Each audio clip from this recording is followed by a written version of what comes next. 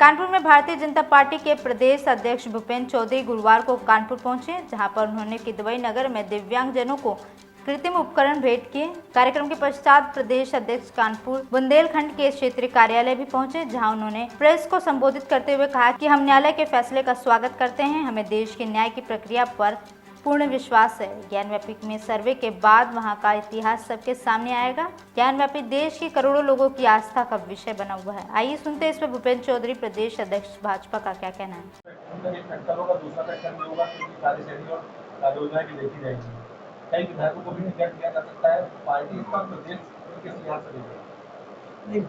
हमारे यहाँ जो भी निर्णय होते हैं, चाहे पार्टी हमारे संगठन की प्रक्रिया, चयन की प्रक्रिया हो, या जो हमारे जनप्रतिनिधि हैं, लोकसभा के सदस्य हैं, विधानसभा के सदस्य हैं, या नगर निगम के, या जो भी हम लोग अपने प्रत्याशी जिन्हें चयनित करते हैं, तो हम लोग आपस में बातचीत करके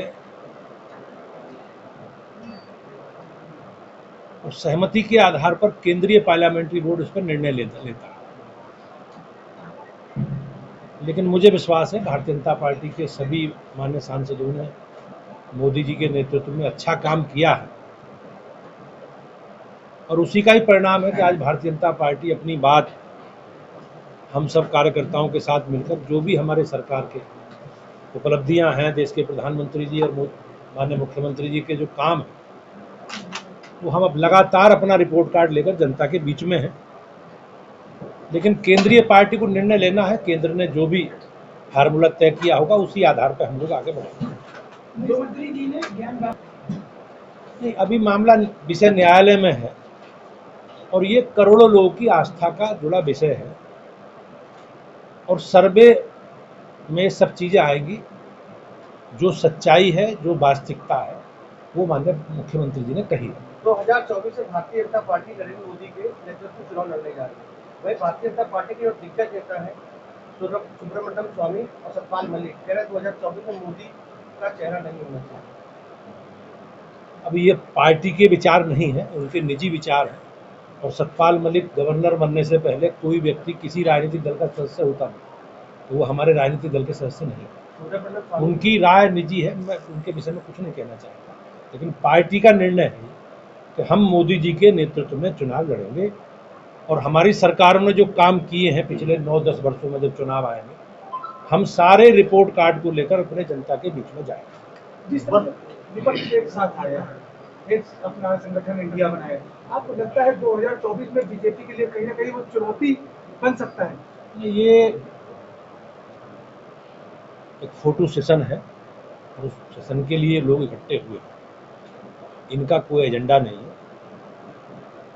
जहां तक भारतीय जनता पार्टी के चुनाव का विषय है, एनडीए का चुनाव का विषय है, हम हमारे खिलाफ 2017 में भी गठबंधन में थे, 2019 में भी गठबंधन में थे, 2022 में, और आज उन गठबंधनों के साथियों की क्या स्थिति है। भारतीय जनता पार्टी, पिछली बार हम अपना दल निषाद पार्टी के साथ गठबंधन में थे, और हम लोग गठबंधन धर्म निभाना जानते हैं। मोदी जी के, योगी जी के नेतृत्व में हम सब अपने जो भी हमारे एलाइड पार्टनर, सबको साथ लेकर चल रहे हैं। ये लोग तत्कालिक परिस्थिति के हिसाब से, अपने एजेंडे के हिसाब से, जो कुछ इन्होंने, इनकी नीतियां हैं, क्योंकि इनके पास दिखाने को कुछ नहीं, उन्होंने कुछ किया ही नहीं। तो जब भी चुनाव आएंगे, गठबंधन गठबंधन गठबंधन का प्रलाप अलापेंगे, और गठबंधन के बाद की स्थिति, चुनाव जब हो जाएगा तो गठबंधन की स्थिति क्या होगी, अपनी ढपली अपना राग, तो देश की जनता, प्रदेश की जनता सब जानती है। और ये किसी से भी गठबंधन कर लें, हमारा मतलब, हमारी पार्टी का, मोदी जी का, योगी जी का गठबंधन जनता से है, और जनता का गठबंधन हमारे नेताओं से है। हमारी पूरी तैयारी है। हम बहुत जल्दी अपने प्रत्याशी चयन की प्रक्रिया शुरू करेंगे, और भारतीय जनता पार्टी मोदी जी के नेतृत्व में 80 की 80 सीटें जीतेगी। इसी तैयारी के साथ हम जनता के बीच में जाएंगे। लोकतंत्र में सबको अपनी बात कहने का अधिकार है। अब चुनाव आ गए तो उनकी सक्रियता है, मैं उनका स्वागत करता हूँ। राजनीतिक संभावनाओं वाला खेल, लेकिन भाजपा का स्पष्ट मत है, हमारी पार्टी का, जो दल, जो व्यक्ति माननीय मोदी जी के और योगी जी के नेतृत्व में जो विकास का एजेंडा, सुरक्षा का एजेंडा हम लोग लेकर चल रहे हैं, उसके साथ जुड़ना चाहते हैं।